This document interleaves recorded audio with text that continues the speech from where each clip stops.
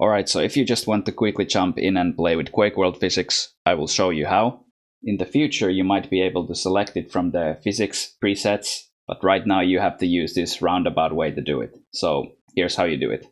Go to Custom Games, create a lobby, go to Settings, make sure you have the diabolical physics enabled. Go to the commands box below and just drop these variables there. You can copy these from the description of this video. And with that, you should be good to go. If that worked, give this video a like, share it to your friends, and see you later. Now, if you wanna stick around and see how the Quake 3 movement can be changed into Quakeworld movement, I will explain what these variables do and how Quake movement works in general. Don't worry, there's no math involved, I will keep the explanation simple. There are a ton of different variables that affect tiny nuances of the movement, but we will only be focusing on ground and air movement. So for now, these are the variables that we need to be looking at. I've grouped them separately like this because the engine makes a distinction depending on whether your character is on the ground or in the air. The most noticeable differences in behavior are the friction and acceleration. Your maximum speed is dictated by this variable.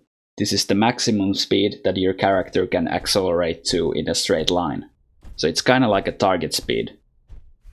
This variable dictates how fast you reach the target speed. Please note that if you increase the target speed value from above, your acceleration will increase as well. If your target speed was at 0, you wouldn't be able to accelerate at all, let alone move. These two variables are codependent like that. Another thing to notice here is that the ground acceleration is actually 10 times higher than the air acceleration. Friction is pretty self-explanatory. It's like a constant brake pedal that drags your speed down back to 0. The reason why you can get speed in the air almost infinitely is because there's no air friction, and I'm not even sure if that variable exists in this engine. And even if it did exist, there's no reason to change it at any point, so we will just remove it from this list. If you remove ground friction, you get this icy, slick behavior that you see in the map Frost Run.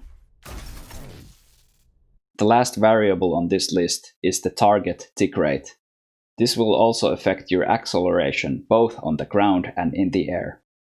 Unlike the normal acceleration variable that accelerates you in a straight line, tick rate will instead affect your acceleration when you're turning. Even a slight turning motion can increase your speed.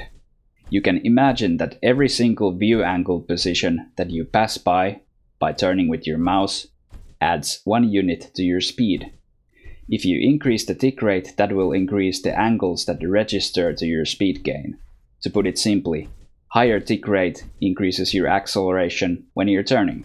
Turning is the foundation of Quake movement, and you can execute the same turning behavior to all of your 8 movement directions. The only thing that changes is your view angle. Oh, by the way, CPM is an exception. In CPM movement you literally have different behavior for different movement directions. But it's not real Quake, so fuck it. Before we start changing the variables, let me just quickly highlight some movement characteristics that the default movement, aka Quake 3 movement, has. The max speed is 320, both on the ground and in the air. This is fast enough to pass as a running speed. Acceleration is not very quick, but it's noticeable. If you pop up in the air with 0 speed, it's pretty easy to change your trajectory in a straight line. In Diabolical, the highest speed that you can get with a circle jump is somewhere around 400. If you can get 400 consistently, then you have very good circle jumps. The optimal turning rate in the ground is faster than the optimal turning rate in the air. In order to do well with both circle and strafe jumping, you have to get used to toggling between these two turning rates. I hope that now you understand a little more about Diabolical and Quake 3 movement. So now let's try and change some variables and see step by step how the movement behavior changes to being more like Quakeworld. The first thing we'll change is the physics tick rate from 125 to 77. You can still circle strafe jump like normal, but you will be slightly slower. Next we will copy the friction value from Quakeworld and lower it from 6 to 4. This will increase the highest achievable speed that you can reach with a circle jump. It was at 400 before, and now we're at around 470. Now we will change the air acceleration value from 1 to to 106. This will increase the air acceleration about 100-fold. If you test the movement at this point, you'll notice that you're suddenly able to strafe jump faster than the railgun. This is so much acceleration that you'll reach your target speed almost instantly. To tune this down to Quakeworld's level, we will have to lower the target speed value into 30. You'll still reach the target speed instantly, but the speed limit this time is not as extreme. And there we go, that's pretty much all there really is to it. The speed and everything are not exactly like Quakeworld, and some nuances are obviously missing, but it's pretty close, fundamentally. The difference in optimal turning rates, both on the ground and in the air, are not as extreme anymore. In fact, you can pretty much proceed the bunny hop with the same turning rate that you use with your circle jumps. If you pop up in the air with 0 speed, it's harder to accelerate in straight line now, because the new speed limit is only 30 units.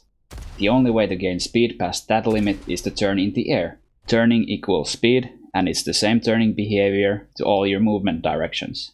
That fact has still not changed. I hope this video was helpful and that it will inspire you to experiment with your own movement settings. If you're interested in improving at bunny hopping or strafe jump techniques, I got a couple tutorials right here in my channel. See you there. Bye.